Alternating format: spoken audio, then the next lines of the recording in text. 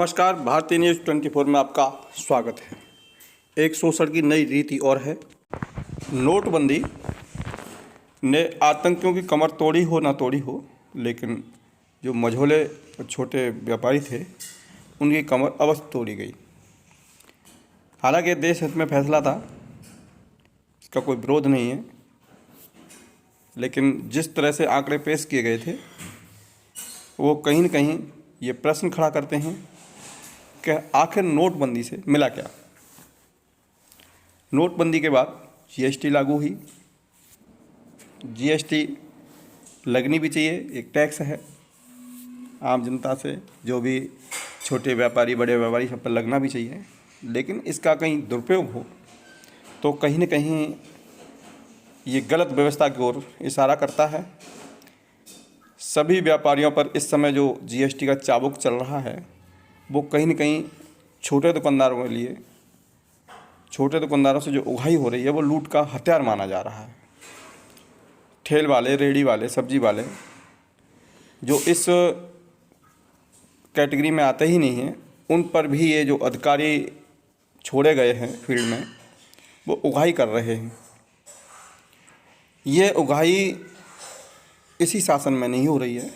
जो भी शासन होते हैं उनमें इस तरह के प्रस्ताव लाए जाते हैं कि आम जनता को परेशान करना है, जिससे वो जनता इनके दरबार में पहुँचे, इनसे अनुनय विनय करे, फिर उसका ये लाभ उठाएं या उनसे दोहन करें या उनके जो अधिकार हैं उनका दमन करें। ये नीयतें रही हैं लोगों की, सरकारों की। महंगाई दिन पर दिन बढ़ी, कोई इस पर विचार नहीं किया। महंगाई का ये दृश्य, तलवे तक मुंह फाड़ के जो जम्हाइयाँ लेते थे लोग या चुटकियाँ लेते थे महंगाई पर, आज वो कहीं नज़र नहीं आ रहे। तमाम तरह के टैक्स जनता दे रही है, उसके बावजूद जनता को जो मूलभूत आवश्यकताएं हैं, उसकी मूलभूत सुविधाएं हैं, उनसे वंचित रहना पड़ रहा है। हम रोड की बात करें, रात को बनते हैं, सुबह टूट जाते हैं। ये व्यवस्थाएं हैं। हॉस्पिटलों में वही लंबी लंबी लाइनें हैं। मशीन ख़राब हो जाए किसी की एक्सरे की तो वो महीनों तक ठीक नहीं होगी। व्यवस्था में कोई बदलाव नहीं हुआ। इनकी दशा ज़रूर बदली। जो जमाइयाँ मुंह फाड़ के ले रहे थे वो कहीं न कहीं अपने बड़े पदों पर पहुंच गए और जनता उसी भार में दबी जा रही है। उसकी वजह जो खादी और खाकी का गठजोड़ है, भ्रष्टाचारी गठजोड़ जिसे कहना चाहिए, शासन प्रशासन का जो भ्रष्टाचारी गठजोड़ है वो इतना मजबूत है कि उसमें जनता का पिसना स्वाभाविक है और लाजमी है। इनके बनाए हुए जो जितने भी नियम कानून हैं वो कहीं न कहीं आम जन को कष्ट देते हैं। आम नागरिक आज भी उसी दहना में जी रहा है जो उसके लिए रोटी, कपड़ा और मकान की जो व्यवस्था होनी चाहिए थी, उसी के लिए आज भी संघर्ष कर रहा है और वो करता ही रहेगा। चूँकि यहाँ की जो व्यवस्थापक हैं, उन व्यवस्थापकों की जो मनोदशा है वो सिर्फ और सिर्फ अपने लिए है। ये जो दोहन करते हैं जनता का, उससे जो पैसा आता है वो कहीं न कहीं इनके ऐश व आराम में खर्च होता है। देखते ही देखते एक आम नेता खास हो गया, अरबों खरबों की संपत्ति का मालिक हो गया, लेकिन आम नागरिक आम ही रहा। अब एक नई परंपरा और चली। जय हिंद, नमस्कार। एक नई व्यवस्था आजकल सुनाई दे रही है कि जीएसटी के अधिकारी जगह जगह जाके छापामारी कर रहे हैं, ठेल ढकेल और मार्केटों को खंगालना शुरू कर रहे हैं। ये हुआ क्या अचानक से ना? भारतीय जनता पार्टी तो सबको बचाने के लिए एक नई व्यवस्था लाई थी।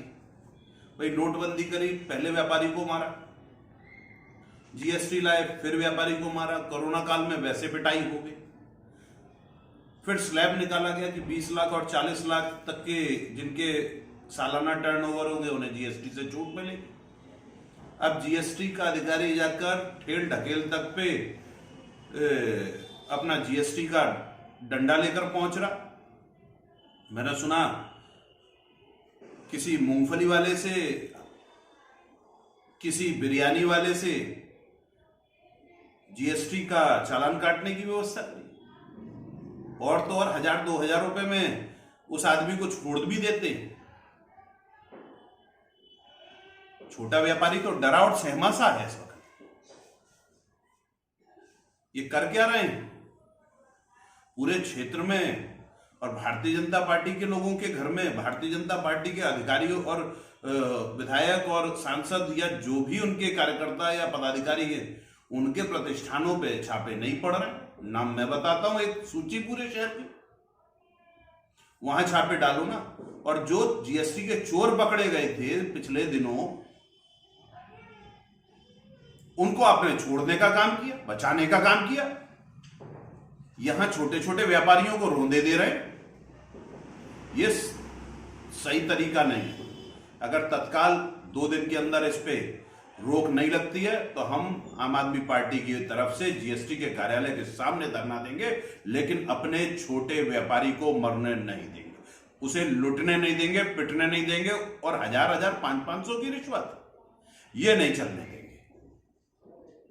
आवाज लोकतंत्र में बुलंद करेंगे।